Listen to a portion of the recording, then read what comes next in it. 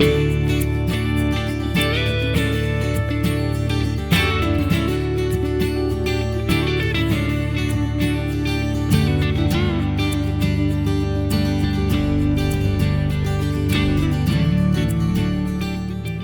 welcome to Live at Lunch. This is a special edition. We're calling it COVID 2.0 because, Brooke, I don't think in March any of us expected to still be talking about this in December, right? Right.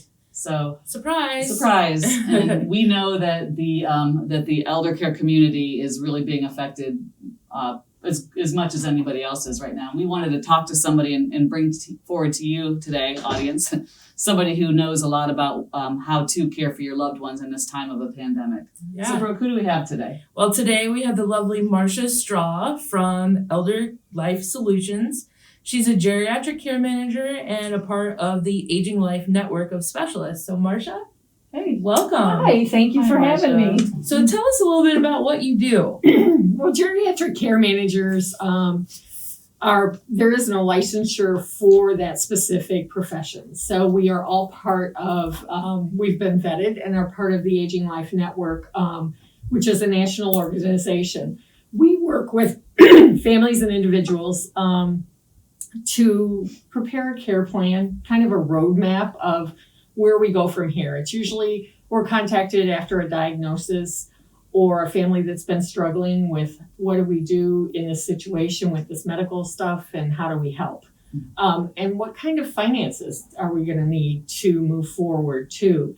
So we get referrals from the community, certainly from physicians, from elder law attorneys, financial planners, folks like that, folks home care companies, people that are invested with, their clients that are aging. And we're part of the national organization. Nationwide, you can go to the aginglifenetwork.com or just type in geriatric care managers and you'll get the organization, and you can type in a zip code and find a care manager or a geriatric care managing company in your area. And some are different. Some are more medically based. Some are more social based. When I say, it can be a social worker, it can be an RN, it can be an allied therapy, it can be a CCM, a certified care manager. Mm-hmm. So it just depends on, the group and what services that they offer. But we've been in business here in Columbus almost 30 years. Oh my goodness, have you? Yeah. I can't believe it, but yeah I'm old. Well, you sure are making a difference in people's lives. You are, and we love it when you're involved with our clients. So we try to bring you on, if you're not already involved, to as many families as we can, because while we're overseeing the care in the home and the caregivers and making sure that the training is right and the care plan is perfect, sometimes those families need that extra support, and they're overwhelmed and they don't know what to do. And having Marcia Strall, an aging life care specialist, on hand is a huge boost for the family. So, and I think families oftentimes are doing the right thing in their situations, and they're second guessing themselves because this is a struggle most times, and it's a worry, and you're doing it out of love. You're doing it out of, want to do the right thing, but they're not caregivers. They weren't raised to be caregivers and never thought they'd be in these situations. So I think most families are doing the right thing. And it's a role reversal too. So that's hard for them to take care of a parent sometimes. That's hard. Absolutely. Or a spouse even, just because I know it's the whole for better or for worse kind of thing, but not everybody has that gene to be a patient caregiver. Yeah. And you just got to know where your limits are and admit that there are limits and ask for help, like caregivers coming into the house, that type of thing. Plus, caregivers tend to get overwhelmed if they're caring for people in their homes so quickly. And if they go down, there's no one to advocate for those folks. Right. So you have to take care of yourself as a caregiver, and that means getting a break, which bringing in people, into the home to help out. It's like using the oxygen mask theory. You got to take care of yourself first before you can help other people. Great analogy. Thanks. Absolutely. So what's going on in this time of COVID? I know we talked, apart from this session today, about what's taking place among older adults and their sense of isolation. What are you seeing? Well, I think, we see clients in facilities and we advocate for them there and then also in their homes. So I think families in their homes are trying to keep people home because if they go, in Ohio anyway, if they go into facilities right now, most facilities you can't visit or visitations are limited. And maybe they are allowing visits when it was warm out. You could sit outside and have lots of, half an hour visit once a week, and it was great. Now things are very much more limited because it's indoors. I think in Ohio right now our numbers are very high. And so facilities make the call whether or not people can visit. And a lot of times you'll have a visit scheduled and then that will be shut down. So you end up visiting through a window if you're lucky enough to have a window that someone can walk up to and yell through a screen and wave. And, a lot of facilities are going out of their way to do video visits, that type of thing. In patients' homes, I think that families are doing their best to keep people home. If they're working from home, they think, it'll be easy. I'll be home. And even if my mom has dementia, I can, I'll be home because I'm working from home. But it's an attention thing. Those folks need attention throughout the day and they have to plan for that. It isn't just that I can sit at my computer and get my work done and be on a Zoom call without interruption because someone with dementia just, doesn't know that they're not supposed to walk in. They don't remember. This is all very new to them as well. And I think isolation, for folks in the facilities, we're not eating in the dining room for the next 2 weeks. You're going to have meals in your room and we're going to limit how much the nurse comes in.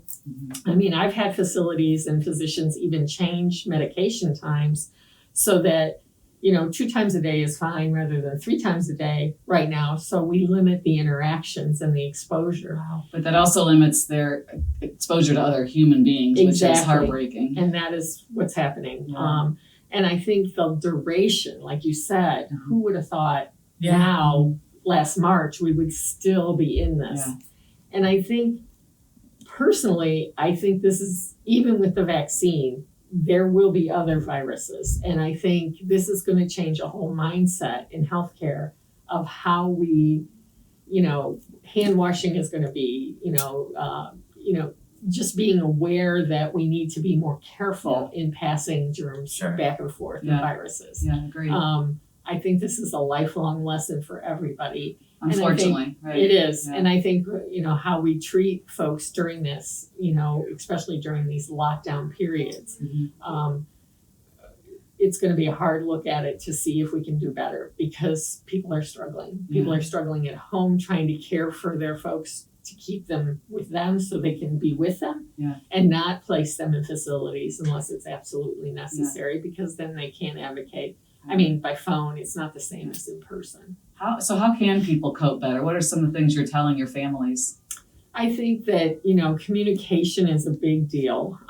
Families at home, getting a break. If they're comfortable having someone come in, caregivers, they need to take a break, not just to for themselves, but also it gives more social interaction to the individual that's being cared for. It's another conversation with someone that from the outside. And I'm sure your caregivers are seeing this, that people are clinging to them a little more because that's the only thing they have going. They feel like they're in it with somebody else. We're in this together. Kind of exactly. They're looking for a balance. Yes. And that's really important even when there isn't a pandemic going on. We all need balance in our lives. And I find that everything that you're saying is so true and the quite opposite of what people are looking for. The answer is balance. We need to have that mental stimulation. We have to have the social ties and the common purpose. We have to be there. And then not just our emotional wellness, but our physical wellness too. We need to move and be out and about. So we have a lot of lessons to learn from this. I think too, families, extended families. Okay, mom's living with daughter Susie, and we've got the caregivers coming in. Susie's okay, everything's fine, but the extended family is struggling with not seeing mom or dad. And, we have tried to be creative and, we will say, maybe the phone, get to know your phone a little more so you can do video calls.